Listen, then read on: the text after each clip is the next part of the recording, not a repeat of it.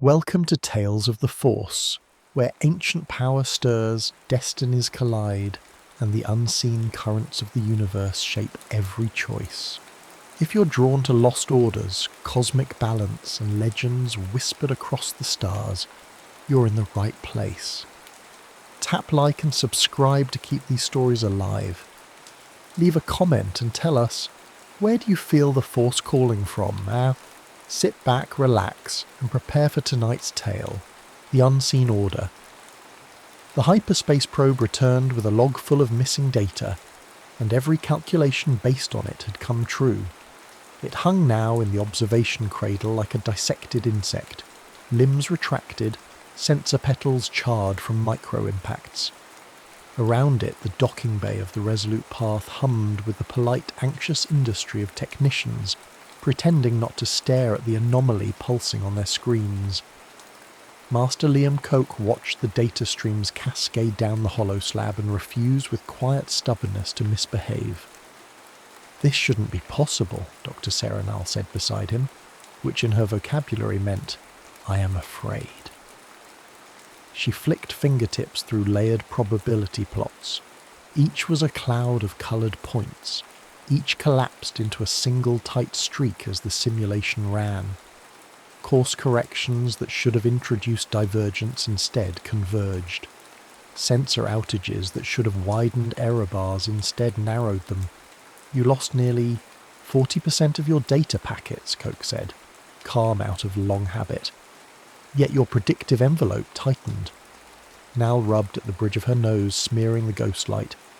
"We had 3 independent nav stacks modelling asynchronously. Every time the probe dropped out for a fraction of a second, the stacks disagreed, and then, immediately after, they agreed even more closely than before, as if the system was offended by the argument and decided for them." Liam let his gaze drift from the projections to the viewport beyond, where the lightless star system awaited them. There was a star out there, according to the gravitic readings. Its pull was unmistakable, but it had the visual presence of a hole.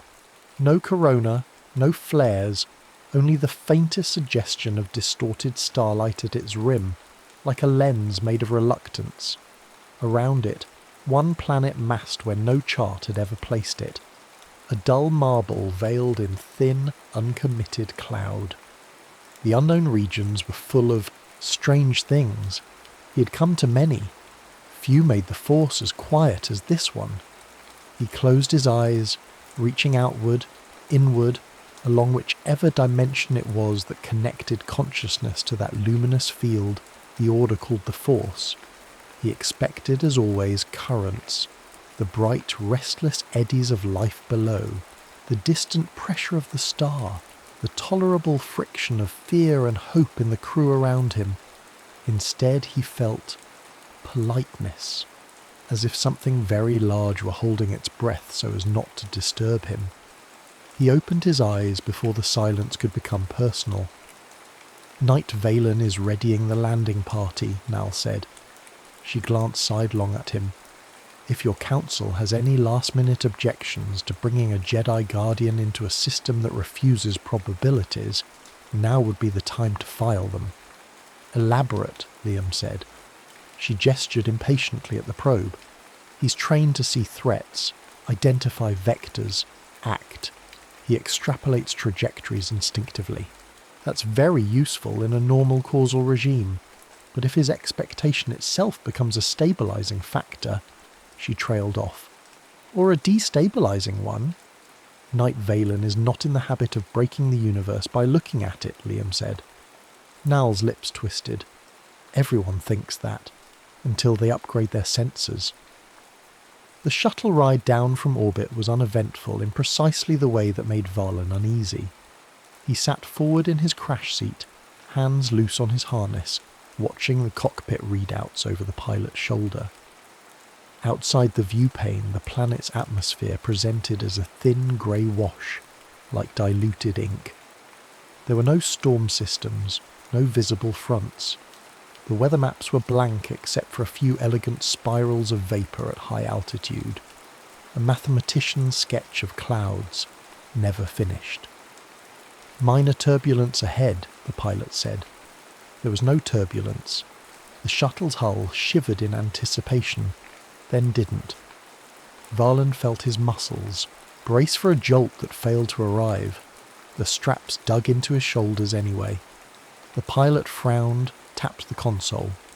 That was strange.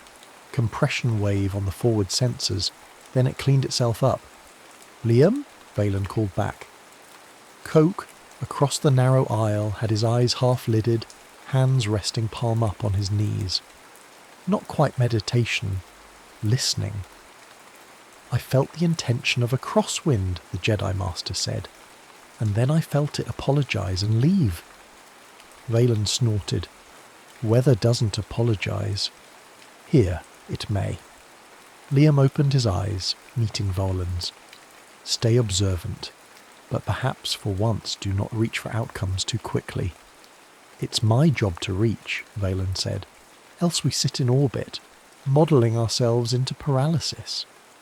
Nal, squeezed in behind them with a portable sensor rack folded over her lap, muttered, "Paralysis is underrated." The shuttle broke through the highest clouds.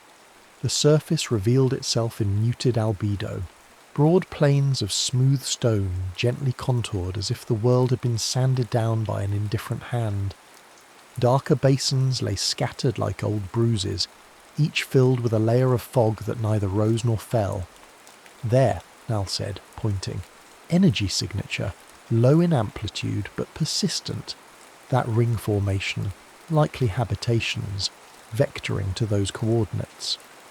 From above, the settlement did not look like a settlement so much as a series of circular depressions in the stone, barely raised lips around their rims, no towers, no spires, no visible machinery, just circles, repeating across the plain in a pattern too regular to be natural and too modest to be proud. The shuttle set down on a stretch of bare rock a few hundred metres away. The landing struts found purchase with a soft, almost embarrassed thump. The ramp descended into still air and a silence that had weight. Varlin was first out as protocol demanded. His boots met the surface with a faint stickiness, as if the stone were reluctant to acknowledge him. He reached automatically for the Force, for that familiar sheet of awareness extending in all directions. Terrain, potential cover, heartbeats near and far. He felt the ship behind him, the minds of the crew, the bright, taut line of Dr. Nal's focus. Beyond that, a flatness, not absence. There were life forms out there. He could sense them if he leaned hard enough, but their contours refused to sharpen, as if someone had taken a cloth to the universe, wiping away the edges. Coke emerged next, robes whispering, eyes scanning with that particular unhurried attentiveness Varlin alternately admired and envied. Nal followed, already unfolding scanners, her breath visible in the cool, dry air. The sky overhead was a pale, indecisive grey. High-altitude clouds spun in thin spirals, never thickening into anything as committed as a storm. Gravity 0.98 standard. Stable, Nal said. Atmosphere breathable. Microparticle counts. Low. Radiation normal. Nothing here wants us dead. Yet, Valen said. A movement at the edge of his vision. A figure at the nearest ring structure, then another. They had emerged from openings almost flush with the ground, standing on the lip of the circular depressions. Robes, simple and dark, hoods up, no visible weapons. Varlin lifted a hand, greeting and warning both. "I am Knight Tor Valen of the Jedi Order," he called out. "We come on behalf of the Galactic Republic, in response to anomalous signals detected from this system. We request parley." The wind did not carry his voice. There was no wind. Yet somehow the words seemed to reach them. He saw shoulders straighten, heads tilt. One of the figures stepped down from the ring and walked toward them. The gait was unhurried, balanced, without any of the minuscule hesitations of someone on unfamiliar ground. This was home, and the ground knew it. As the figure approached, Volan's hand drifted toward the hilt at his belt, a reflex. He did not ignite the blade. He would not be the one to put first light into this muted world. But his fingers closed around the cylinder, feeling the familiar weight, the coolant channels, the activation switch. The robed figure stopped a respectful distance away and lowered their hood. The face revealed could have belonged to almost any humanoid world. Fine-boned, weathered, aged somewhere between youth and elder, skin pale from a lifetime under subdued skies, eyes, unremarkable in colour, astonishing in stillness, not serenity, not defiance, a kind of practised non-engagement, like a mirror angled to reflect nothing. "Welcome," the figure said. The voice was low, clear. "You've arrived safely," Valan frowned. "You speak basic." "We speak what is spoken to us," the robed one said. "You're concerned with anomalies." Nal stepped forward. "We detected non-random corrections in probe trajectories, self-healing navigation errors, improbable clustering of avoided accidents. There are also gaps in our data that do not correspond to hardware faults. We're here to understand the mechanism." The figure's gaze moved to her, and Valan felt nothing. No curiosity, no resistance. Only that same precise non-engagement. "Mechanism," they repeated, as if tasting the word. "You have brought a seer, a guardian, and a counter of chances. This is appropriate." Coke inclined his head. "You know of the Jedi?" "We know of those who look," the robed one said, "and those who turn looking into lore." "Who are you?" Valan asked. "We are no ones," the figure said. "We are the order that is not seen. The name you will use if you must is the unseen." Valan's fingers tightened on his hilt. "Force users?" The faintest flicker of something, amusement, grief, passed across their features. "We are aware of the field you call the Force. We have practiced not using it for a very long time." Nal blinked. "That makes no sense. If you're sensitive, you can't simply decide to—" "You are here to model," the unseen said, turning back to her. "You are here to collapse uncertainty into chart and chart into policy. We are here to ask you not to." Valan took a step forward. "With respect, we do not take orders from—" "Liam," Nal cut in quietly. "Look at this." Her wristpad flickered. She threw the projection into shared space. It showed the shuttle's descent profile as a pale line through atmosphere, with a secondary line of predicted turbulence events flickering in red. Each red spike inverted, flattening to nothing a fraction of a second before the shuttle passed through. "Our models projected microbursts," Nal said. "Crosswinds. They never materialized. It's as if the atmosphere waited for us to decide where we would be, and then rearranged itself to avoid us. The probe's logs show the same pattern." "A world that yields," Koki murmured. He turned to the unseen. "What is it that you do?" "We do not observe," the figure said. "We do not choose. When the futures crowd around an event, we avert our gaze. That which is not observed may choose mercy." The words were not spoken with fervour. They had the flat cadence of doctrine long memorized, long eroded. Valan let out a breath laden with incredulity. "You're saying you keep the system stable by ignoring it?" "We prevent worse outcomes by refusing to prefer any," the unseen replied. "The universe is eager to oblige those who insist on seeing one path. Your kind are very insistent." "Our kind?" Valan's jaw clenched. "You know nothing about—" He stopped himself, felt the force coil in him, reflexively mapping trajectories, distance to target, likely vectors of attack, points of vulnerability in robe and bone and organ. The calculus was automatic. Something in the air tightened. Liam felt it too. His hand lifted, a quieting gesture. "Tor, easy," Valen stepped back, spine stiff, fingers itching. He needed to test something, to see if any of this was more than skilled rhetoric and a nervous planet. He closed his eyes and reached out just a little toward a fist-sized stone a few meters away. A simple exercise. Draw it to his hand with a small tug on the force, just enough to prove to himself that gravity still respected his will.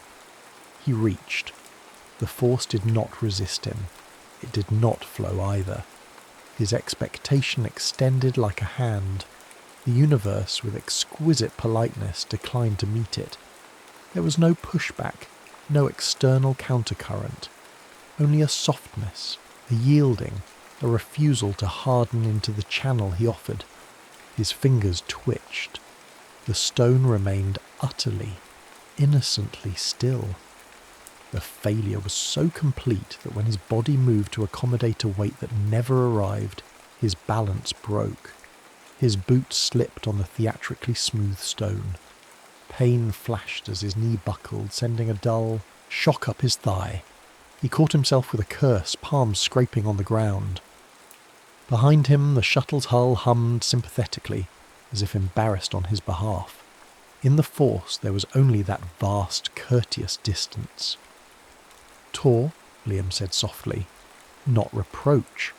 Sadness." Nal's expression had turned very carefully blank, the way scientists looked at subjects whose failure they would later need to describe without cruelty. Valen pushed himself to his feet, jaw tight. The unseen had not moved.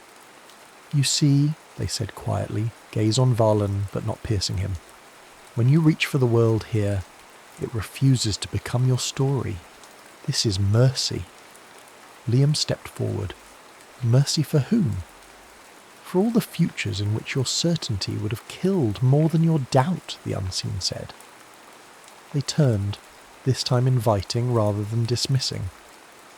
"Come," they said. "There is doctrine we carved for visitors like you, when we still believed inscription would matter. It lies in stone, where time may erase what your orders cannot." They walked toward the nearest circular structure without looking back. Liam followed, robe hem whispering over the reluctant rock. Nal came behind, recording, her instruments catching wild fluctuations in local probability gradients that refused to settle into numbers. Valen limped after, teeth clenched, every instinct screaming for something as simple as a threat he could cut. The ring's inner depression led down into a low circular chamber carved directly from the bedrock.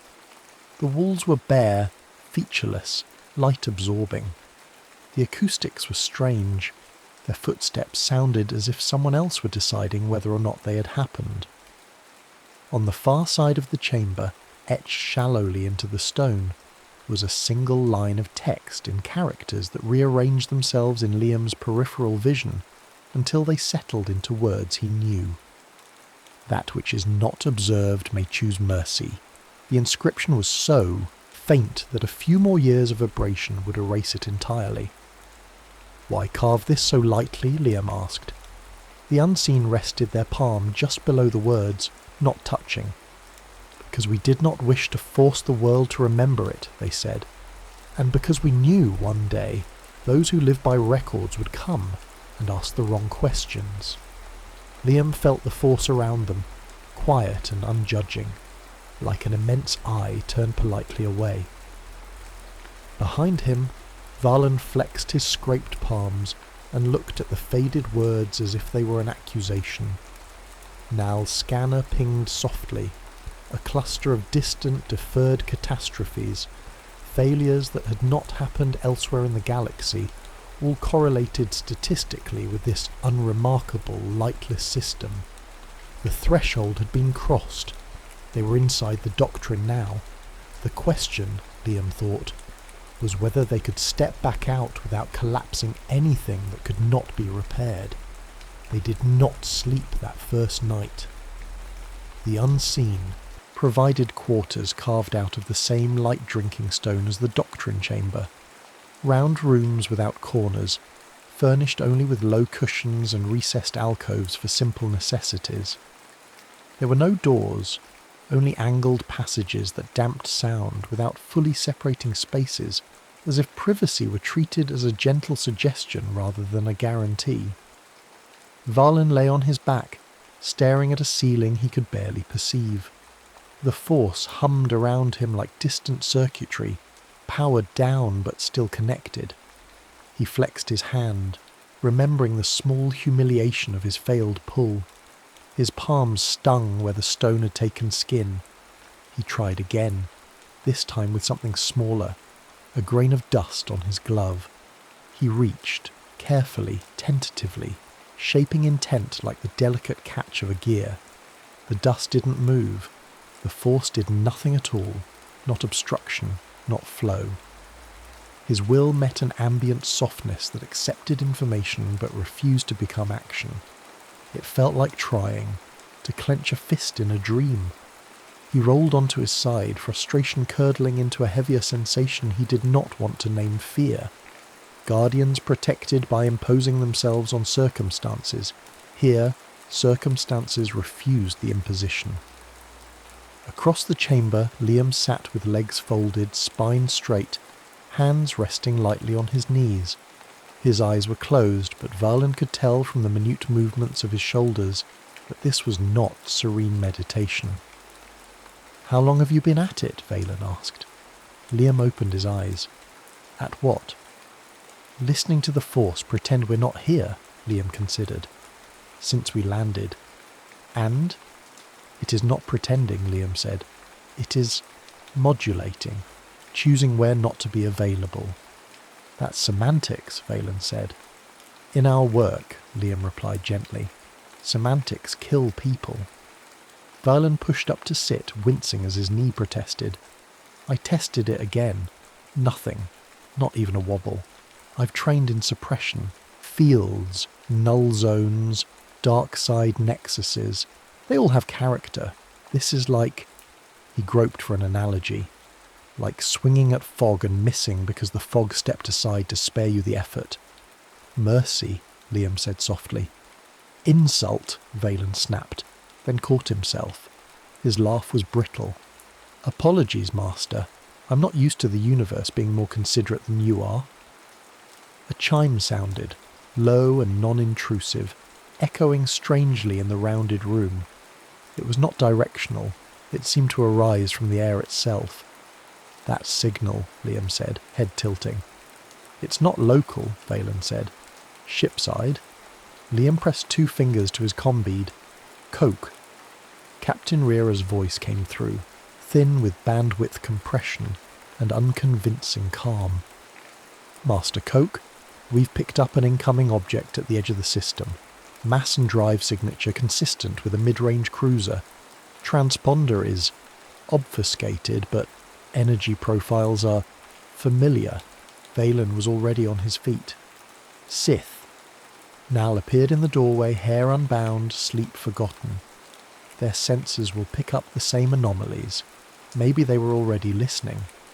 "Can you mask our presence?" Liam asked the room more than the comm. The air did not answer. There was no sense of occlusion, no helpful dimming of signatures. In the Force, the new arrival was a hot, blunt knot of will punching its way into the system, like a spear into soft clay. "The Sith dupe themselves with their own power," Liam said into the comm. "But they are not fools. Raise shielding, minimize active scans, no offensive postures." "We're in their sky, Master," Rira said. "That's posture enough." The link closed. Valen turned to Nal. "How long until they reach orbit?" "Assuming standard deceleration." She did the mental math. "Hours. Less, if they're reckless. And they are always reckless." "We should move," Valen said.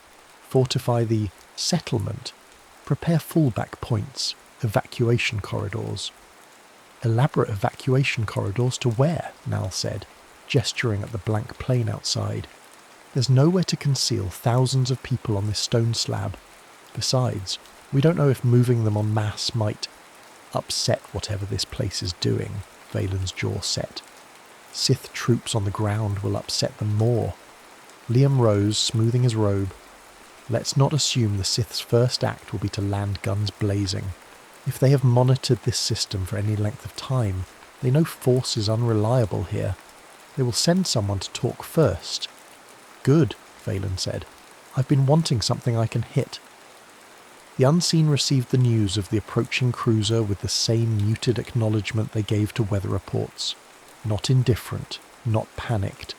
A quiet registering of a parameter. In the central chamber, elders of the Order stood in a loose circle, robes indistinguishable, faces marked by varying degrees of age but the same deliberate non-engagement in their eyes. Liam had given up trying to read them through the Force. Every time he extended his senses, they blurred, like text seen through a lens that refused to focus. "You have enemies," one of the elders said mildly, as if remarking on a distant storm. "They have followed your interest here." "They are your enemies as well," Valen said. "We have no enemies," the elder replied. "We have only visitors who insist on looking." Nal paced the edge of the chamber, wristpad projecting shifting probability fields. She'd begun to speak more softly in these rooms, as if she feared full volume might cause something to commit. "We can't assume they'll respect your policy of non-observation," she said. "They will scan, interrogate, model. If your doctrine is really what you say, that will undermine your entire mechanism." "It already has," another Unseen said. "You arrived." Liam stepped into the circle. "We came because our instruments detected something impossible. We believed understanding would allow us to help you. If we withdraw now, you cannot withdraw the fact that you have seen us," the First Elder said. "You cannot uncollapse that outcome." The words landed in Liam's mind with the dull, heavy weight of obvious truth. "What happens," he asked quietly, "when too many eyes fall on you?" The elders traded glances. Not telepathic consultation, simply the shared weariness of those who had answered this question too many times. "The futures we have delayed begin to insist," the elder said. "Pressure builds, this world frays." "And the galaxy?" Nal asked. The elder's gaze flicked to her. "Elsewhere, things, resume. Accidents that did not occur may yet occur. Wars that stalled in indecision may find their decisive battles." Nal's stomach dropped. "You're saying the system has been absorbing misfortune, dampening it?" "Not absorbing," the elder corrected, "refusing to certify. Events we do not look at cannot finish falling. They hang, undecided. Time, smears." "Macrocausal buffering," Nal whispered. "A local decrease in entropy at the cost of global metastability. That's..." She stopped, breath catching. The numbers on her wristpad meant something new now, something personal. "How many disasters," she asked, forcing each word, "have quietly failed because you did not look at them?" "We do not count," the elder said. "Counting is a kind of seeing." Valen's fists clenched. "You're playing games with lives." "On the contrary," the elder replied, "you play games with lives when you predict and command. We abstain. The galaxy supplies more than enough certainty." "Enough," Liam said, voice low. "Arguing metaphysics will not prevent the Sith from acting. You know who they are." "Yes," the elder said. "They are the ones who insist that only the future they desire is real." "Then give us permission to act in your defense," Valen said. "Allow us to..." "To what?" Another Unseen cut in. "To summon a future in which we are saved by your violence.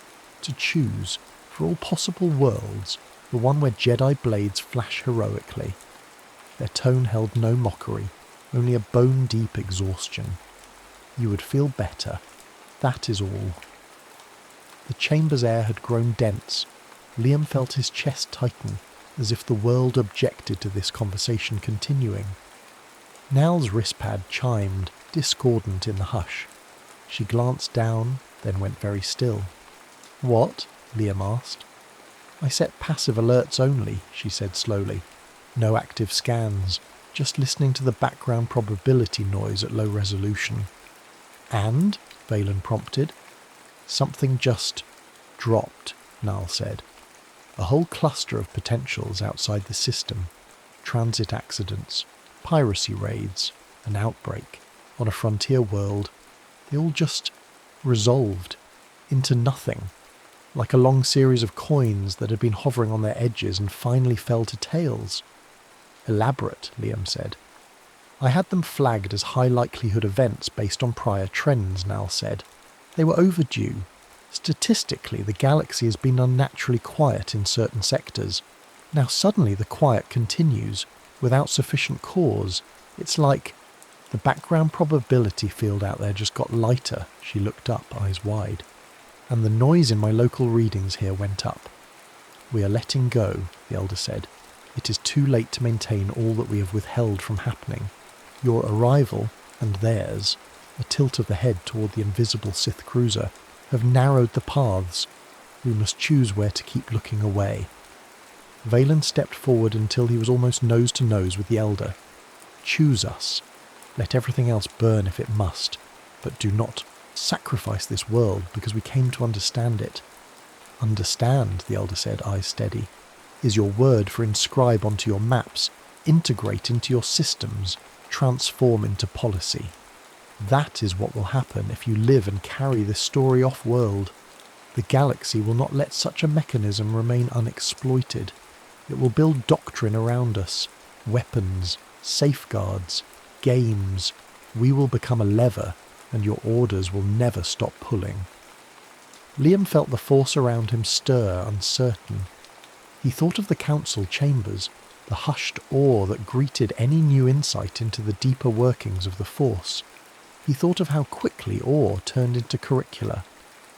What would you have us do? He asked. The Elder looked at him for a long time. In that gaze Liam felt not judgment, but apportionment, as if he were being measured against a scale he did not recognize. Stop looking, the Elder said simply. Leave, forget. Allow this system to remain a rumour, an anomaly. Let it be strategically uninteresting. Let it fade from your maps. That's impossible, Nal said. Your instruments already misbehave here, the Elder said. Let them misbehave a little more. Lose this data. Misfile it. Make a bureaucratic error. Nal's mouth opened in reflexive protest, and then they all felt it. A presence at the edge of the system like a knife pressed against skin. Liam turned his head sharply, not with his eyes, but with his other sense. The Sith cruiser had decelerated into a stationary orbit, its awareness a hot, angular pressure. Unlike the planet, it wanted to be seen. It wanted very much to impose itself. A smaller node detached from the larger, a shuttle or stealth pod, and began to fall toward the planet, wrapped in coils of focused intention. They are not listening, Valen said. Of course they are, the Elder said. They are listening only to themselves. Master, came Captain Riera's voice over the comm, tight as a bowstring. Unidentified vessel has entered atmosphere on a direct trajectory to your coordinates. We're reading minimal emissions, could be cloaked. We cannot intercept without revealing our own capabilities. Understood, Liam said. Maintain passive posture, no weapons, no transmissions beyond this band. He cut the link, aware that even the act of coordination was a kind of world-shaping. Valen's hand drifted again to his hilt. Don't, Liam said. They will land soldiers, Valen snapped. Interrogators. Maybe worse. You've seen their signature. I have, Liam said. I've also seen what happens when we reach for the world here. It steps aside and lets us fall. And if we do nothing, Valen demanded, we'll watch the unseen be taken apart piece by piece because we were too virtuous to interfere. Nal's voice cut across them, thin and frayed. This isn't a binary. Interfering. And abstaining both have global consequences we don't understand. Every action we take, or refuse to take, redistributes probability across the galaxy. We are standing on a junction point. If we pull in any direction, entire chains of events elsewhere might... She stopped, staring at her wristpad. The numbers had gone wild, spiking in impossible directions, then flattening to neat, reassuring lines. "That's not real," she whispered. "That's not real. It's the world attempting to soothe your panic," the Elder said. "It does that sometimes. It gives you clean stories so you will stop asking." Liam felt something cold grip his spine. That way lay madness, the suspicion that reality itself would lie to them to preserve its own coherence. Yet how else to interpret a system that self-corrected their models to match what it preferred? The chime sounded again, once, twice, a divergent interval apart. "They are here," the Elder said. As if on cue, the probability noise in Liam's senses sharpened around a single descending point, a seed of ruthless certainty cutting through all the planet's polite diffusion. A Sith mind, focused and unafraid of collapsing outcomes. Liam looked to the unseen. "If we are as dangerous to you as they are," he said quietly, "why allow us to stay long enough to meet them?" "Because," the Elder said, "before this is over, you must see what your need to know is done. Only then will you be capable of leaving and failing to record."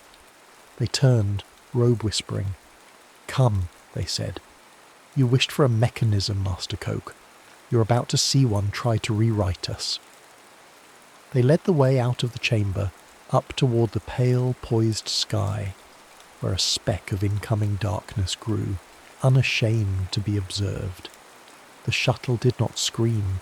It should have.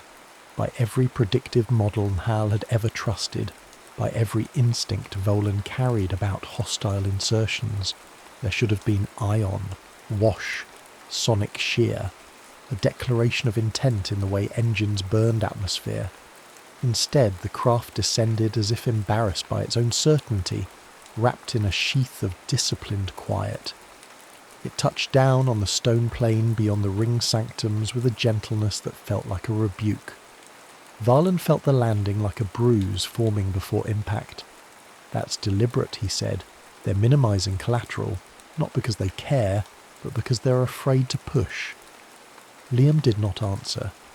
He was watching the sky, not the shuttle, but the way the cloud spirals above it tightened, then loosened again, as if a thought had been entertained and dismissed. The unseen gathered at the lip of the nearest ring. Not a defensive formation, a geometry of presence. They stood spaced evenly, hands folded or at rest, faces turned neither toward the shuttle nor away from it. Their posture had the peculiar dignity of people who refuse to let their attention be conscripted. Nal's wristpad hummed. She had turned the display off. The sound was enough. The shuttle's ramp lowered. A figure emerged, tall, robed in the severe lines of Sith utility, rather than the theatrical armour of war. No mask, no flourish. The mind that stepped onto the stone was sharp and narrow, a blade honed to a single purpose. "I am here to speak," the Sith emissary said, voice carrying without effort, "and to be heard." Varlan felt the force ripple, then stall. The emissary's presence pressed forward, testing, probing for resistance that did not arrive. For a fraction of a second the Sith's certainty wavered. Then it reasserted itself, tighter. Liam stepped forward, unarmed hands visible.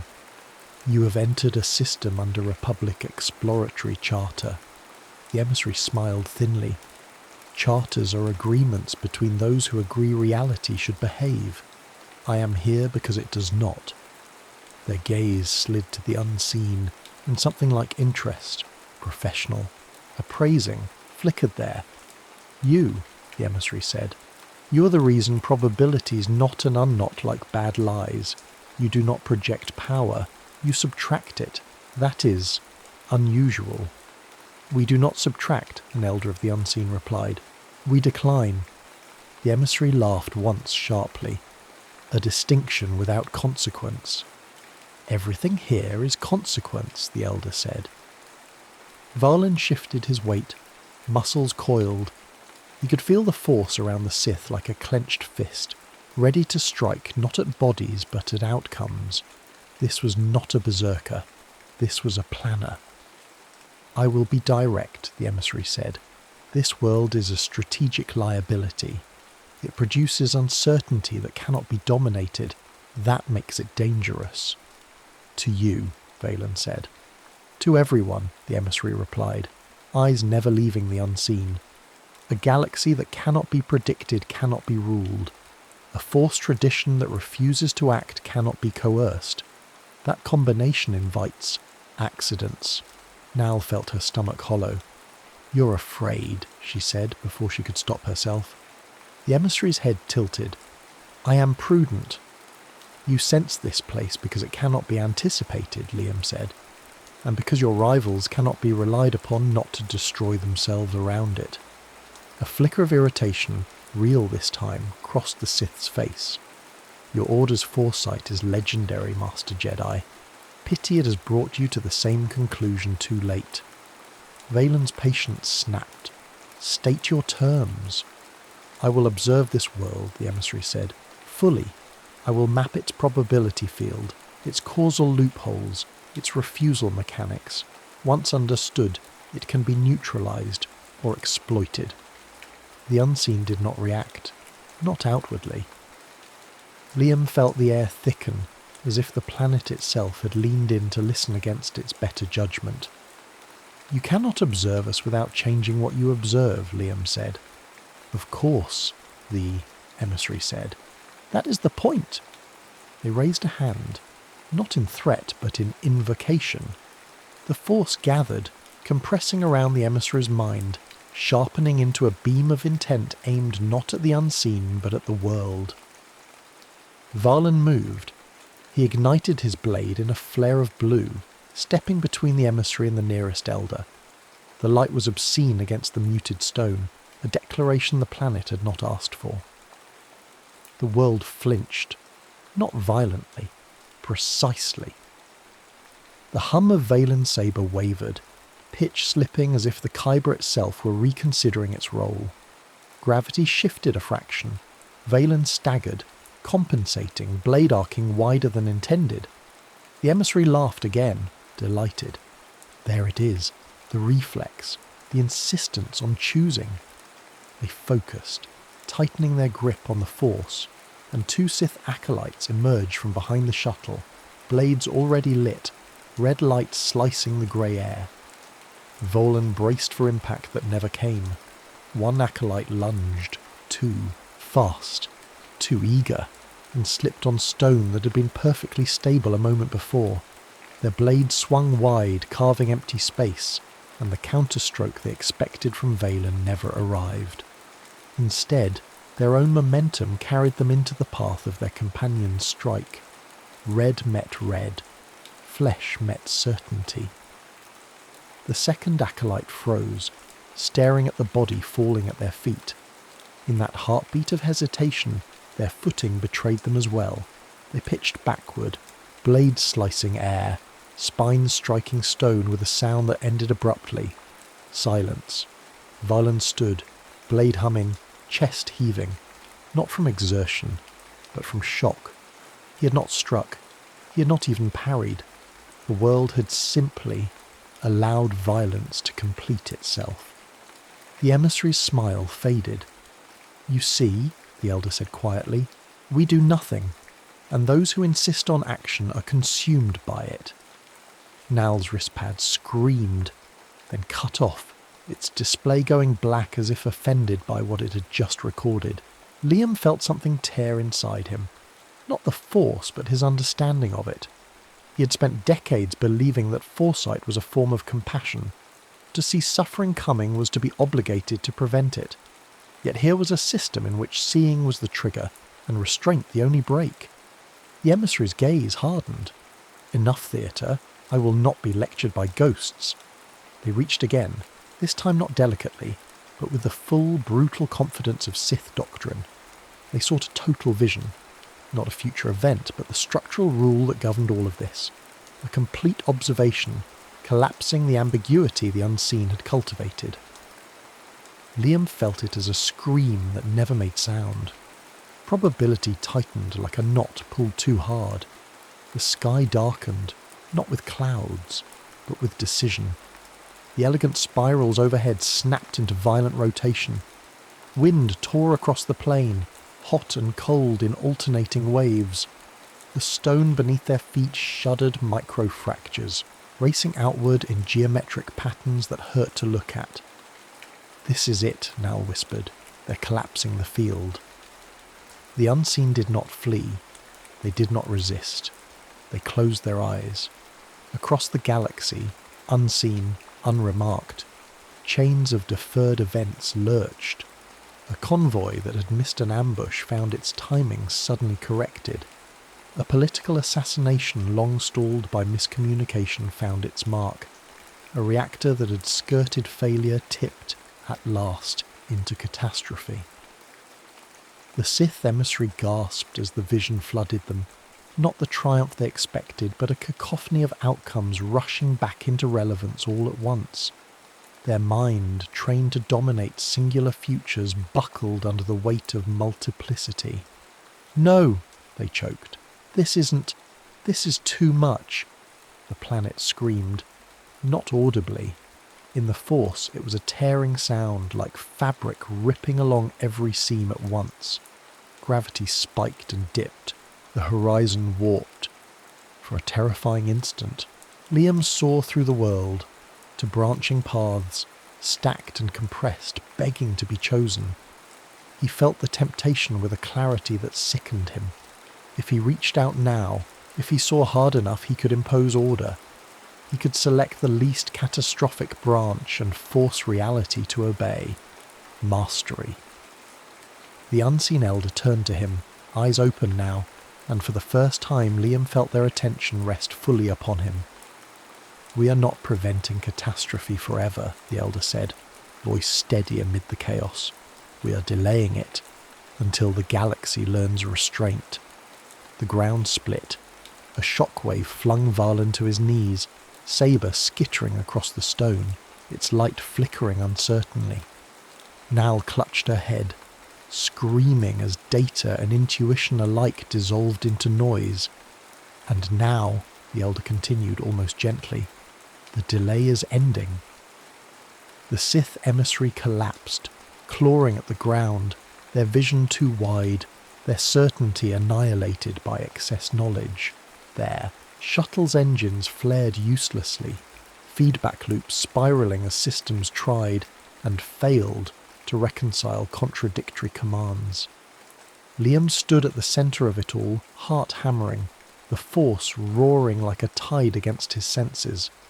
For the first time in his life, he understood that his greatest strength, his need to know, might be the galaxy's most dangerous flaw, and the world, cracking under the weight of too many eyes, waited to see whether he would choose to look. Liam did not look. The instinct to seize the flood, to clamp meaning onto the roaring multiplicity tearing through the Force, rose in him like a muscle memory older than language. Every lesson of the Order had prepared him for this moment.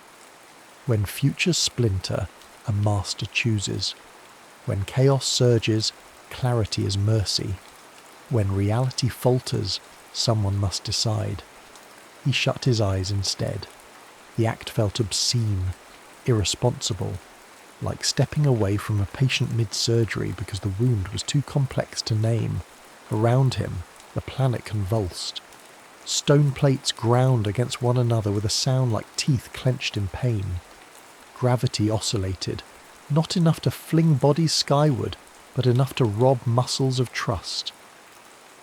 Varlin crawled on hands and knees, reaching for his fallen sabre as if it were a talisman against uncertainty. The blade lay dark now, its kyber silent, refusing even the pretense of readiness. Nal collapsed to her knees beside a shallow basin as fog erupted upward, no longer polite, boiling with aborted rainfall. She tore the wrist pad from her arm and hurled it into the mist.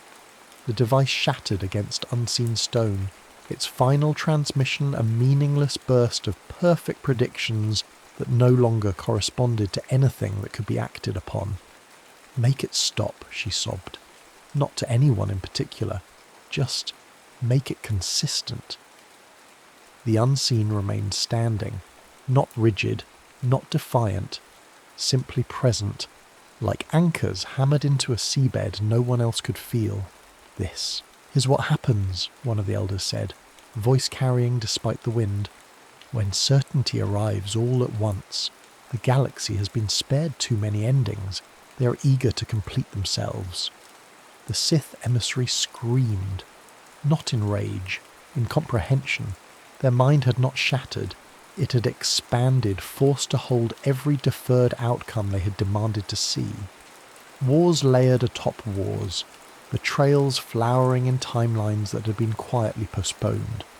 Empires rising not because they were destined, but because no one had delayed them long enough to learn better. They clawed at the stone, blood streaking their nails, eyes unfocused and too bright. "I see it," they gasped. "I see all of it. This is what you've been hiding. You think yourselves merciful, but you're hoarders of inevitability." The elder inclined their head. "We never claimed innocence." The emissary laughed, a broken sound. "You've turned the galaxy into a pressure vessel, and now—" The ground lurched violently. A fissure tore open between the ringed sanctums, swallowing one of the shallow basins whole. The fog vanished into the wound, snuffed out like breath. Now it bursts. Liam felt it then. The point of no return. Not a single event, but a threshold of observation crossed too many times by too many minds too quickly. The unseen's long vigil, centuries of disciplined inattention, was being overwritten by minutes of Sith insistence and Jedi proximity. The Order had not lied. They had only delayed.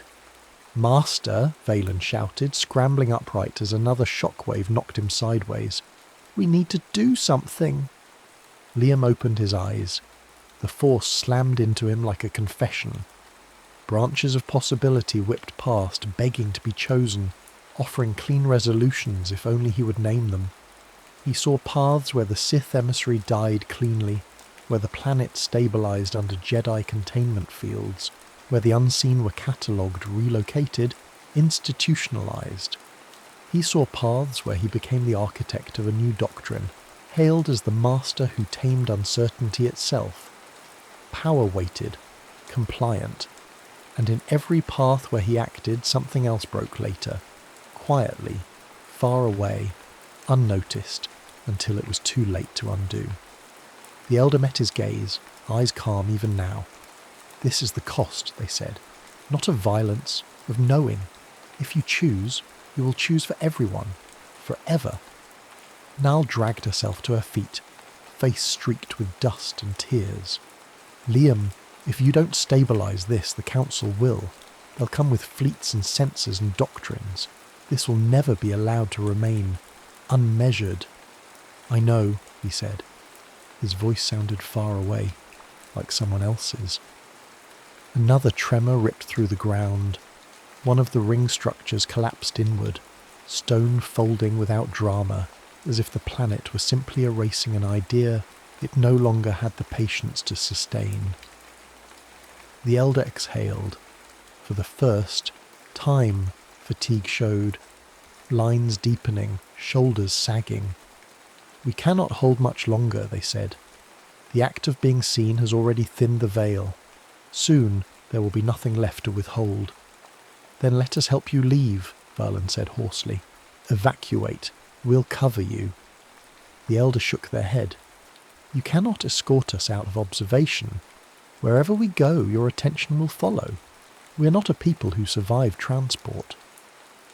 Liam felt the truth of that settle like ash. "What happens if I don't look?" he asked. The elder considered. "Then the world will attempt to stabilize around your ignorance. Not perfectly, not forever, but enough." "And you?" A faint smile. "We will withdraw, become unlocatable. Our work here is done." "By vanishing," Nal whispered. "By refusing to be responsible forever," the elder replied. The Sith emissary dragged themselves upright, swaying. their eyes locked on Liam with a clarity born of desperation. "You think abstention absolves you?" they spat. "Your refusal is still a choice. The galaxy will bleed because you lack the courage to shape it." Liam stepped closer, the chaos receding just enough to make room for the moment. "You're right," he said quietly. "It is a choice." He turned inward, not toward foresight, toward absence. He didn't meditate. Meditation sought clarity. Instead, he dismantled his attention piece by piece, like a man laying down tools he had relied on since childhood. He shut off the practiced pathways that leapt ahead of time, that stitched cause to effect with comforting narratives. He allowed the Force to pass through him without interpretation. The effect was immediate and terrifying. Reality slackened. The shriek of tearing probability softened into a low, uncertain groan. Gravity steadied, not because it was commanded to, but because no one was insisting it do otherwise. The sky's violent rotation faltered, clouds, unravelling back into tentative spirals. The Sith emissary screamed again, not in pain this time, but in loss. The vast, unbearable vision collapsed inward, stripped of its scaffolding. "No," they whispered. "Don't take it away. I almost understood." They fell, unconscious, the knife edge of their certainty finally blunted. Varlin stared at Liam as if seeing him for the first time. "You're doing nothing." "Yes," Liam said, eyes still unfocused, "and it's the hardest thing I've ever done." The unseen began to fade. Not physically, not yet, but in the way the Force refused to finish describing them. Their outlines softened, their presence thinned, like words forgotten mid-sentence. "The delay ends," the Elder said, voice already distant, "but the lesson remains." Stone folded in on itself, sealing fissures without force. The planet exhaled. The immediate catastrophe, this one, here, passed. Liam swayed, suddenly exhausted, his identity stripped of its most trusted limb. He had not saved the galaxy. He had merely stepped aside and let it stumble toward a less catastrophic version of itself. And in that abdication, something irrevocable had shifted, not just in the world beneath his feet, but in the structure of what it meant to be a guardian at all. The planet did not recover, it settled. There was a difference Liam could feel even with his senses deliberately dulled. Not restoration, not healing, but a cautious agreement to continue. The stone plains no longer shuddered, yet they retained faint hairline seams, memories of fractures that had almost chosen to exist. The fog basins returned, thinner now, their edges uncertain, as if they might decide not to gather again if watched too closely. The sky remained pale, undecided. Clouds resumed their hesitant spirals, never quite finishing the thought of a storm. Around him, the unseen were gone, not vanished in a burst of force or hidden behind illusion. They had simply ceased to resolve. Liam could sense where they had been in the same way one senses a word on the tip of the tongue, an absence shaped exactly like presence. The ringed sanctum still stood, but they no longer felt inhabited. Architecture without intention, stone without witness. Varlin knelt near the fallen Sith emissary, binding their hands out of habit more than necessity. The Sith stirred weakly, consciousness returning in fragments, their once focused mind dulled, vision narrowed to something survivable. "You robbed me," the emissary rasped. Liam didn't answer. There was nothing to argue, nothing to clarify. Any explanation would be a form of reinstatement, of narrative, of authority. Nal stood apart from them, staring at the horizon with naked eyes. She had shut down every instrument she carried, ripped power cells free with shaking hands.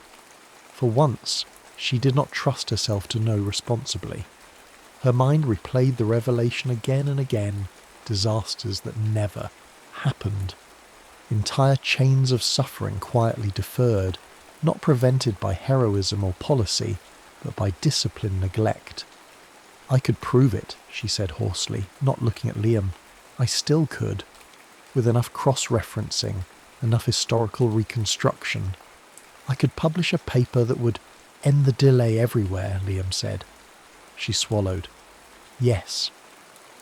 They stood together in silence long enough for the idea to decay. "I won't," she said finally. "Not because anyone ordered me not to. Because if understanding requires collapse, then ignorance can be a form of care." She laughed weakly. "I never thought I'd say that." Liam nodded once. That was all the confirmation either of them needed. The resolute path departed without ceremony. No final scan, no archival sweep. The ship's logs contained corrupted timestamps, contradictory coordinates, entire data blocks overwritten by sensor noise that looked, on later review, like ordinary malfunction. A park clerk in the Republic Science Corps would flag it, sigh, and route it to a lower priority audit queue already swollen with anomalies from the unknown regions. Nothing that demanded urgency, nothing that invited pursuit. In orbit, as the planet shrank to a dull marble below, Liam felt the last tether slip. The force there was still present, but unreachable, like a courtesy extended and withdrawn. "Master," Valen said quietly from the co-pilot's seat. "Permission to speak freely." "You never ask," Liam replied. Valen hesitated anyway. "Back there. You didn't save them." "No," Liam said. "You didn't defeat the Sith." "No." "You didn't secure the system." "No." Valen exhaled. "Then what exactly did you do?" Liam considered the question carefully, as one now wary of answers. "I stopped insisting," he said at last. "For once, I let the galaxy keep its ambiguity." Valen stared ahead at the stars. His hands rested loosely in his lap, not on the controls, not on his saber. "I don't know how to be a guardian in a universe like that," he said. "Neither do I," Liam said. "But I know how not to be one." That would have to be enough. The Jedi Council did not like incomplete reports. They tolerated them. Barely. Liam stood before the semicircle of masters on Coruscant, the great windows behind them opening onto a city that never slept because it believed vigilance was virtue. He delivered his account plainly, carefully, omitting nothing factual, and yet leaving the heart of it untouched. An anomalous system, non-hostile inhabitants, unstable probability mechanics, Sith interest, escalation avoided, no actionable intelligence recovered. "Your logs are unsatisfying," one master said coolly. "Yes," Liam agreed. "Your conclusions are vague." "Yes." "And your recommendation," another pressed, "regarding follow-up." Liam met their gazes one by one. He felt the familiar urge to see ahead, to anticipate reactions, to select the most persuasive future. He let it pass. "My recommendation," he said, "is restraint. That some anomalies are safer unexamined. That our need to know may itself be a source of imbalance." A murmur rippled through the chamber. Confusion, irritation, faint alarm. "That borders on abdication," the master said. Liam inclined his head. "I submit my resignation from the council." Silence fell, not the courteous silence of the unseen world, but the shocked vacuum of a structure encountering something it had not modelled. "You would step away now?" someone asked. "After all your service?" "Yes," Liam said, "before I do further harm." The council deliberated. They always did. In the end, they accepted, not because they agreed, but because the Order had no protocol for refusing a master who no longer wished to see. Years passed. Galactic conflict did not end. Wars still ignited. Ambitions still sharpened. But something subtle crept into decision-making, a hesitation difficult to quantify. Battles delayed by incomplete intelligence. preemptive strikes postponed because certainty felt suspect. Leaders who once trusted flawless projections now demanded margins for error they could not explain. Strategists complained, oracles faltered, predictive engines underperformed, and quietly, almost imperceptibly, the galaxy bled a little less often. Dr. Sarah Nall took a quiet post far from policy circles, teaching probability theory with an unusual final caveat. Not all correct predictions should be shared. Her students found the idea unsettling. Some found it heretical, a few understood. Nightor Valen returned to duty changed. He ignited his blade less often. When he did, it was with care that bordered on reluctance. Among the ranks he became known not for decisive victories, but for conflicts that never quite escalated around him. And Liam Coke travelled. He taught no grand doctrine, he offered no visions. He spoke instead of thresholds, of moments when stepping aside mattered more than stepping forward, of futures that survived because no one demanded to see them clearly. He never spoke of the unseen order by name. There was no need. Somewhere, deep in the unknown regions, a lightless world continued. Not as guardian, not as buffer, but as absence. The futures it once delayed now found their own paths, for better or worse. The galaxy never noticed the disasters that never happened, and that the unseen order would have said, had anyone been left to say it, was the point.